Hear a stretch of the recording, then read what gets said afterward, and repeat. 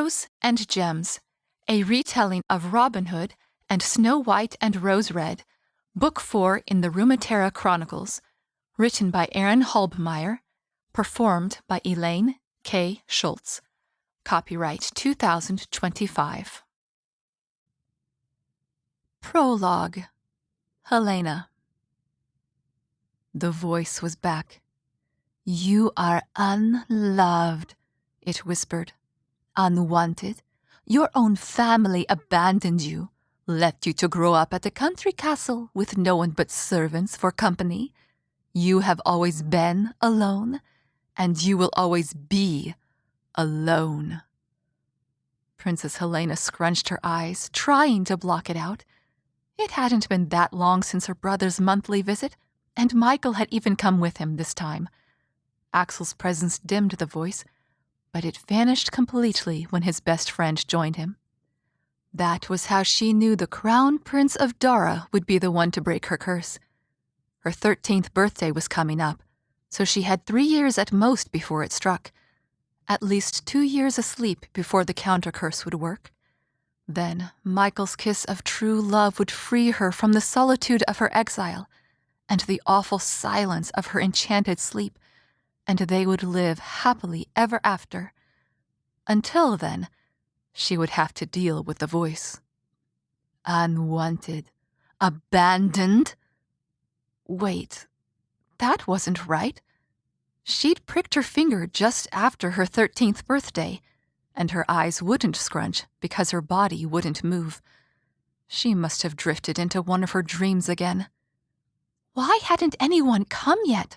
Surely it had been 5 years by now, and the hammers had been echoing through the castle for what felt like weeks, proof that someone had returned to Rheinigberg Castle. Then she heard them, the slow tread of footsteps on the stairs.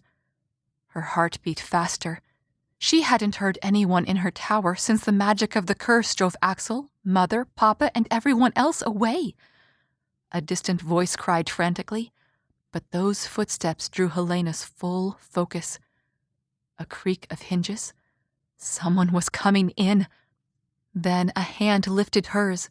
A pair of lips brushed her knuckles, and for the first time in years, her eyes fluttered open. "I knew it would be you," she rasped, gazing into her rescuer's brown eyes. "I knew you would come, Michael."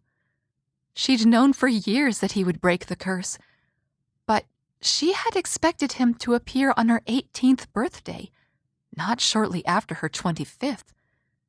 And she hadn't expected his wife to be with him. Leaning against the bookcase, Helena ran a light finger over the fine dagger lying on a shelf. The cold that Michael had caught at Rheinigberg had followed him back to Dara, just as she had. But where it had kept him from supper, she had spent the last several hours in his sitting room awaiting his return. She didn't care about her brother's lectures. She didn't care that Papa had forbidden her to cause trouble with their neighbors. Papa had abandoned her to Rheinigberg after her cursed christening, and she was tired of being alone. Besides, servant gossip said Michael's marriage had been struggling for more than a year. Since anyone with eyes could see the connection between his wife and her guard, signing the dissolution of marriage should have been the easiest decision Michael had ever made, especially now that he knew his true love was still alive. But he was frozen, pen clenched in his hand hovering over the document, and not signing. Why? Helena straightened her evening gown, pretending confidence, but the longer he sat, the tighter the band squeezed around her chest. Unwanted, abandoned, alone. Michael's hand spasmed around the shaking pen, and his head dropped, his short black hair falling over his forehead. He still hadn't signed. Even though his marriage was in shambles, even though his visits had been one of few bright spots during her childhood exile to Rheinigberg, she'd dreamed about him for 12 years of enchanted sleep while the kingdoms thought she was dead. Now that he'd freed her from that terrible, lonely silence, Why wouldn't he sign so they could finally have their happily ever after? The pen hit the desktop with a loud crack. I can't do it, Michael ground out. His hand pressed into the desk, tension etched into his hunched shoulders. I'm sorry, but I can't. Arabella has barely looked at you in the last week, Helena protested, crossing her arms over her chest. But you're still choosing her? I'd say she was justified. He turned his head enough for one brown eye to glare back at her. Wouldn't you? Jerking her face away, Helena flared her nostrils, refusing to bend under his judgment. It had been one kiss, born of 12 years of dreams and loneliness, and he'd seemed quite pleased with her company otherwise. She tried to run away with another man. Her fingernails dug into her arms, but it was nothing to the pain ripping through her chest as Michael's expression hardened. She didn't. My choices drove Ella away, but she has been more forgiving than I deserve. He jabbed a finger at the bookshelf next to her. The dagger that you noticed? She gave that to me. The bow that you admired a few moments ago. It showed up after she saw us together. A bribe to smooth away her own misconduct, Helena scoffed, shoving off the bookshelf and striding toward him. He couldn't be serious. She couldn't let him be serious. You're smart enough to know that the only thing you'll find with her is heartache and loneliness. Smart, he laughed bitterly.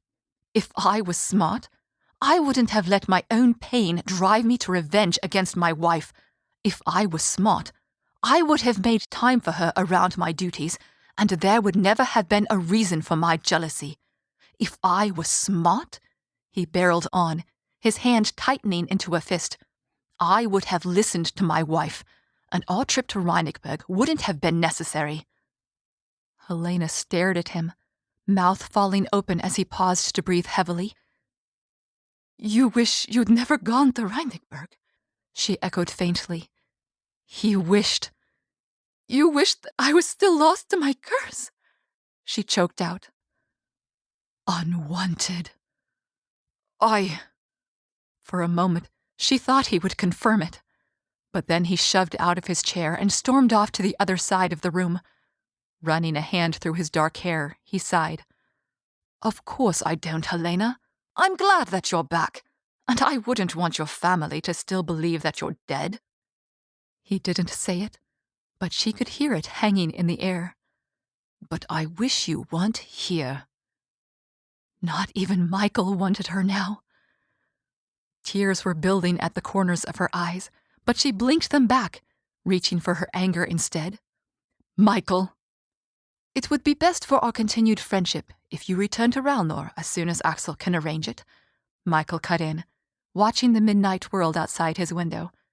After a violent sneeze, he folded his hands behind his back and continued.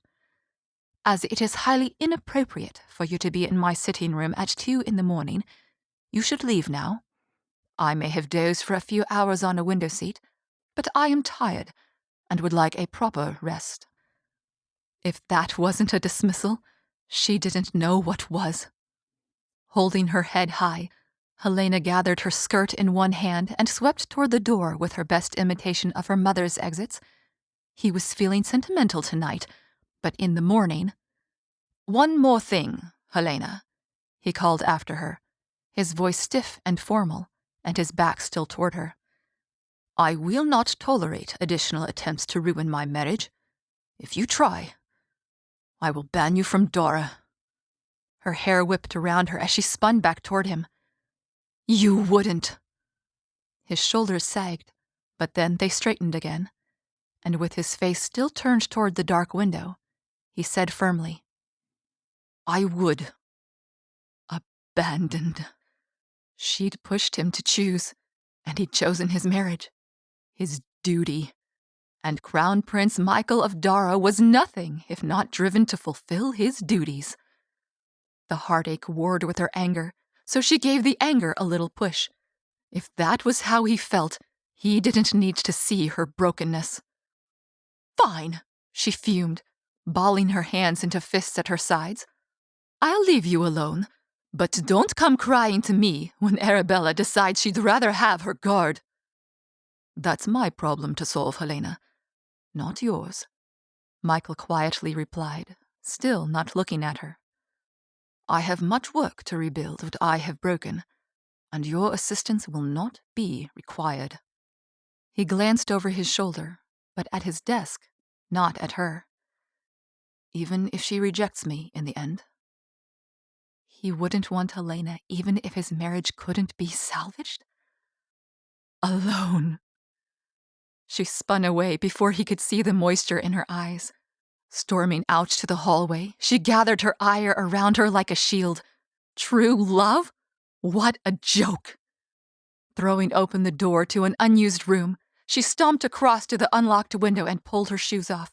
She stuffed them into the satchel on the floor, then shoved her feet into a pair of sturdy boots. Slinging the satchel over her shoulder, she clambered out onto the ledge and started climbing down. She was done with princes. Noblemen, too, since they were no better. Maybe she could find a commoner who wouldn't mind an ex-cursed, archery-loving princess.